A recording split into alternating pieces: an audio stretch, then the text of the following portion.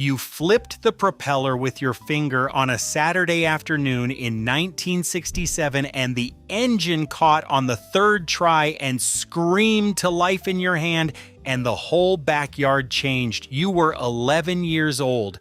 The sound was so loud the dog ran under the porch. The propeller was a blur. The smell of castor oil hit your face like a warm hand. And your father was standing 3 feet behind you smiling because he knew. He knew you had just started something you were never going to forget. That was a Cox .049, and it was the first real machine you ever owned. Before we dive in, hit subscribe and drop a comment letting us know where you are watching from. Sears catalog. Every boy in America in the 1960s knew exactly which page of the Sears Christmas catalog had the KX control line airplanes. You did not have to look it up. You knew. Page 347 or wherever it was that year. The P-40 Warhawk, the P-51 Mustang, the Corsair, the Piper Cub, plastic fuselages in olive drab or navy blue with decals and a real engine bolted to the front. A real engine, not a battery, not a wind-up. A 2-stroke internal combustion glow plug engine that burned methanol and castor oil and nitromethane and spun a propeller so fast you could not see the blades. You circled the P-40 with a red pen in October. You showed it to your mother. You put the catalog under your pillow. You dreamed about that plane for 2 months, and on Christmas morning you came downstairs and there it was under the tree in a box with a picture of a boy your age flying it in a field, and you held that box in your hands like it was the most important thing anyone had ever given you. Because it was. Building it. You have to talk about building it, because the plane did not come ready to fly. You had to build it. You and your father sat at the workbench in the garage on a Saturday afternoon in January, and you opened the box and laid out all the parts. The plastic fuselage halves, the aluminum wing, the landing gear, the control lines, the handle, the little bag of screws, and the engine, the Cox Babe B.049. It fit in the palm of your hand. It weighed almost nothing. It was machined aluminum with a tiny cylinder and a crankshaft and a propeller nut and a glow plug the size of a pencil eraser. Your father held it up to the light and turned it over, and you both looked at it like it was a jewel. Because to an 11-year-old boy in 1967, that engine was a jewel. It was the smallest real engine in the world. It was yours, and you were going to make it fly. Your father showed you how to mount the engine to the firewall. He showed you how to connect the fuel line to the tank. He showed you how the control lines ran from the handle through the fuselage to the elevator on the tail. He showed you how to adjust the needle valve. He showed you how to prime the engine by putting your finger over the intake and flipping the prop backwards 3 times. He did not rush. He did not take over. He let you hold the screwdriver. He let you tighten the bolts. He let you make mistakes, and then he showed you how to fix them. That was the whole point. The plane was not the point. The engine was not the point. The point was your father teaching you how things worked, how a machine went together, how patience mattered, how you did not give up when the screw stripped or the fuel line kinked or the wing did not sit flush. You fixed it. You tried again. And when the plane was done and it sat on the workbench with the propeller catching the light from the garage window, your father looked at you and said, "That looks pretty good." And you carried that sentence with you for the rest of your life. The first start. You carried the plane out to the backyard on a Saturday morning in March. Your father carried the battery. The starting battery was a little box with a wire and a clip that attached to the glow plug to heat it up before you flipped the propeller. You set the plane on the ground. You filled the fuel tank from a small can of glow fuel that smelled sweet and dangerous. You clipped the battery wire to the glow plug. Your father said, "Go ahead." You put your finger on the propeller. You flipped it, nothing. You flipped it again, nothing. Your father adjusted the needle valve a quarter turn. You flipped it again, and the engine caught. It screamed. It was the loudest thing you had ever heard in your life. The propeller disappeared into a spinning blur. The plane vibrated on the ground like it wanted to go right now. Your heart was pounding. The dog was gone. Your mother came to the kitchen window. The neighbor looked over the fence, and you stood there 11 years old with castor oil mist on your face and the most beautiful sound in the world coming from a machine you had built with your own hands, and your father standing behind you with his arms crossed and a look on his face that said everything a father could ever say without opening his mouth. The first flight, your father held the plane while you backed up to the center of the yard holding the control handle with the lines stretched tight. He said, "Ready." You said, "Ready." He let go. The plane rolled forward on the grass and lifted off, and for about 4 seconds it was the most perfect thing that had ever happened in your entire life. It climbed. It banked left. The engine screamed. The lines hummed. You were flying a plane. You were flying a plane.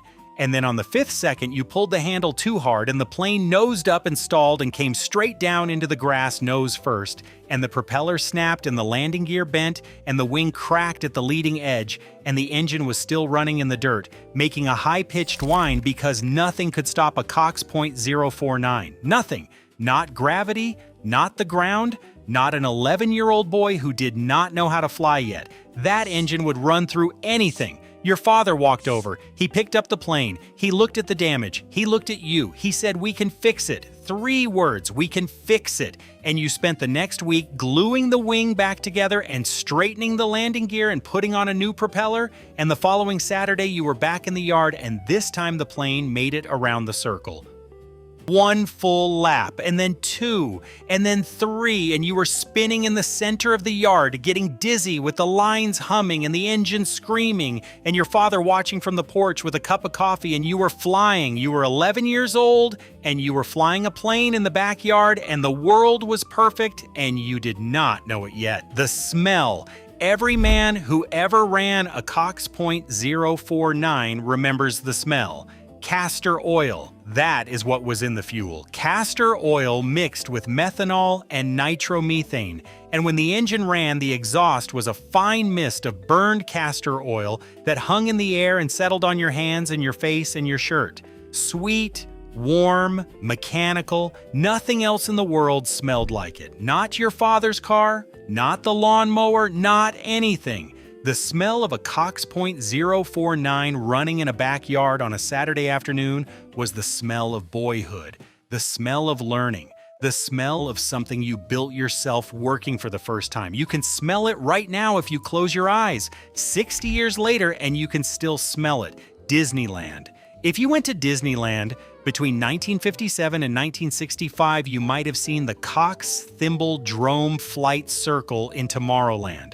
A 75-foot circular arena with a fence around it where young pilots flew Cox control line planes in front of thousands of people every single day. Shows every 30 minutes from opening until dusk. Up to 10 shows a day. They flew P-40s and Piper Cubs and Curtiss Pushers and did combat and loops and spins and sometimes flew 2 or 3 planes at the same time, and the noise was tremendous and the crowd loved it. Walt Disney himself stopped by to watch multiple times a week, and when Walt was in the audience, the shows ran 10 minutes longer because nobody was going to cut it short with Walt standing there. There was a hobby shop right next to the flight circle selling Cox ready-to-fly planes, and you could buy one and take it home and be the kid in your backyard who could fly. Disneyland closed the flight circle in 1966 to expand Tomorrowland. They replaced it with the People Mover, and the loudest, most exciting thing that had ever happened in Tomorrowland was gone. The Babe Bee. $3.95. That is what the Cox Babe B .049 cost when it came out in 1956. $3.95. A boy who mowed 2 lawns could buy one. A boy who saved his allowance for 3 weeks could buy one. A boy whose father worked at the factory and whose mother clipped coupons and whose Christmas was going to be small that year could still get a Cox engine for under $4. And it was not a cheap engine. It was a precision-machined aluminum engine that started on the first or second flip and ran reliably every single time. And any piston would fit any cylinder because the tolerances were 25 millionths of an inch. $395. That engine put flying into the hands of every boy in America, regardless of what his father did for a living. That was the genius of Leroy Cox. Not that he built the best engine, he built the engine that every kid could afford. Leroy Cox. You should know who he was.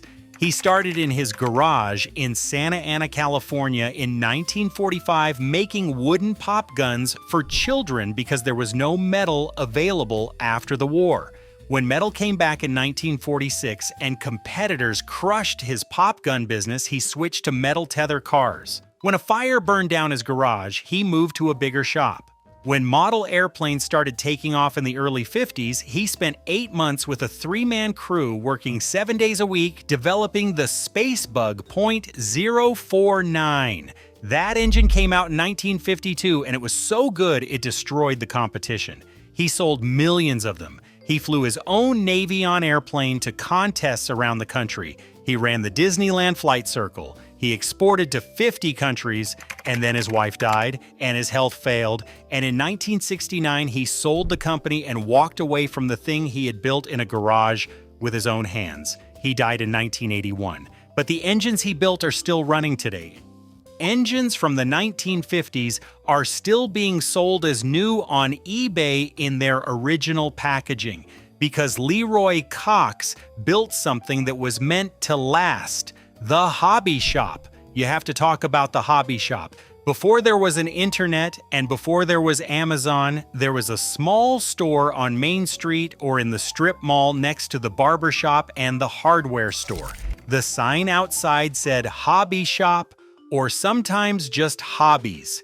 You walked in and the bell on the door rang and the old man behind the counter looked up and nodded. He knew you. He knew your father. He knew every kid in town who flew control line. The walls were covered with balsa kits in cellophane wrappers. The glass case had engines in it, Fox, Enya, and Cox, a whole row of Cox Babe Bs in their little red and yellow boxes. Behind the counter were bottles of dope and tubes of cement and rolls of tissue covering and fuel cans with warnings on the label.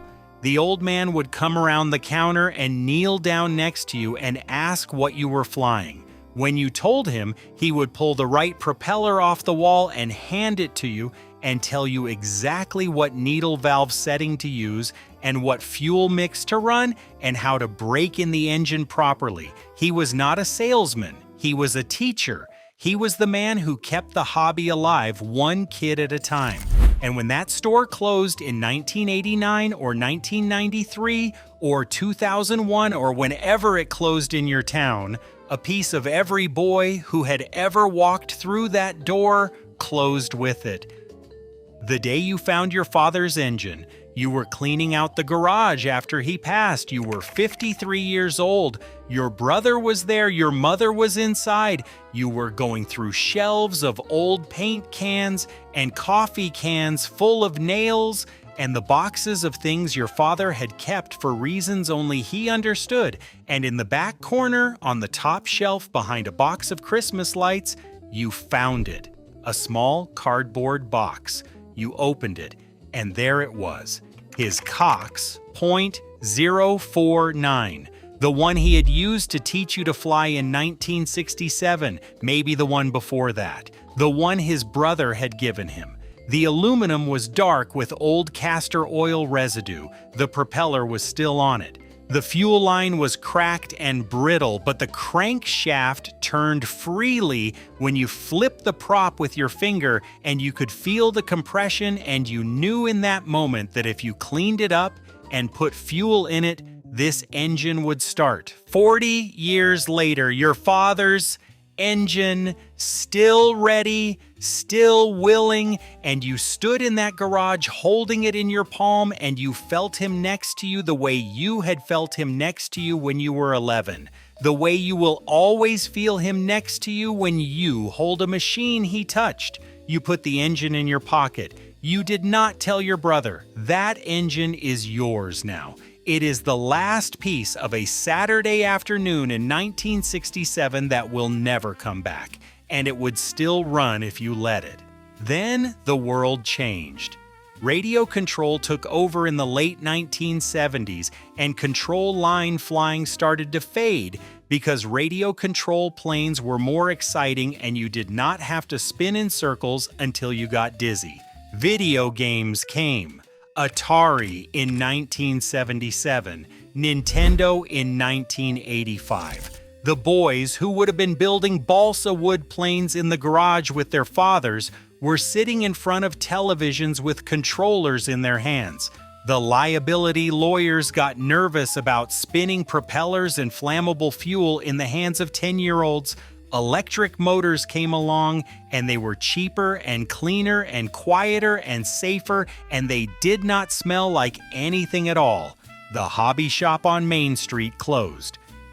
The old man behind the counter who showed you how to start the engine, adjust the needle valve, and pick the right propeller was gone.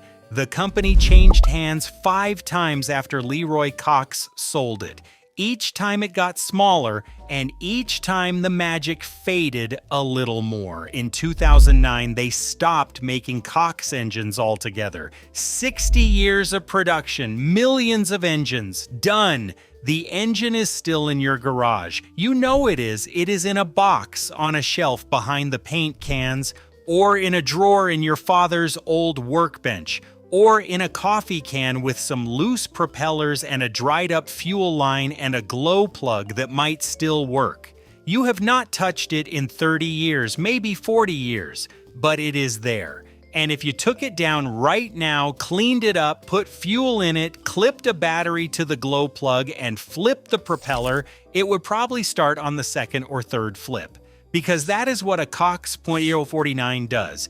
It starts. It runs, it survives crashes and decades and neglect, and the death of the man who gave it to you. It outlasts everything except the memory of the Saturday afternoon you built it with your father in a garage that smelled like sawdust and castor oil with the two of you together.